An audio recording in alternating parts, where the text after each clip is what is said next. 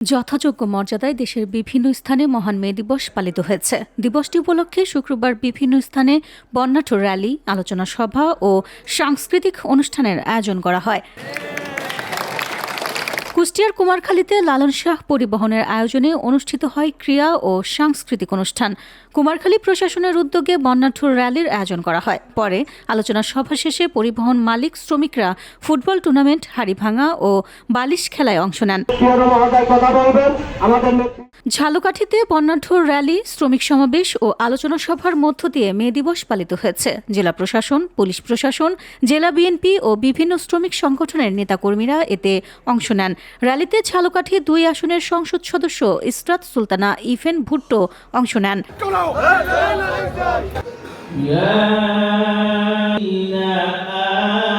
কুমিল্লার চান্দিনায় যথাযোগ্য মর্যাদায় পালিত হয়েছে আন্তর্জাতিক শ্রমিক দিবস। দিবসটি উপলক্ষে আলোচনা সভার আয়োজন করা হয়। এতে বক্তব্য রাখেন বিভিন্ন শ্রমিক, কৃষক ও ছাত্রনেতা।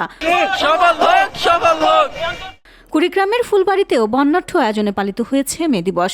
বিভিন্ন শ্রমিক সংগঠন ও সামাজিক প্রতিষ্ঠানের উদ্যোগে র্যালি, আলোচনা সভা ও সাংস্কৃতিক অনুষ্ঠানের আয়োজন করা হয়। নীলফামারীতে সুস্থ শ্রমিক, কর্মঠ হাত, আসবে এবার নবপ্রভাত প্রতিপাদ্যে পালিত হয়েছে মহান মে দিবস। জেলা প্রশাসন ও বিভিন্ন সংগঠনের উদ্যোগে র্যালি শেষে আলোচনা সভা অনুষ্ঠিত হয়।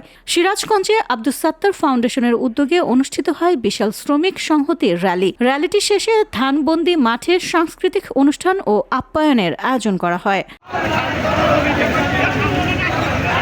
শেরপুরেও সুখী শ্রমিক, কর্মঠ হাত, আগামী দিনের নবপ্রভাত প্রতিপাদ্যে পালিত হয়েছে মে দিবস ও জাতীয় পেশাগত স্বাস্থ্য ও সেফটি দিবস। জেলা প্রশাসনের উদ্যোগে র্যালি শেষে আলোচনা সভা অনুষ্ঠিত হয়। VOD Bangla news desk.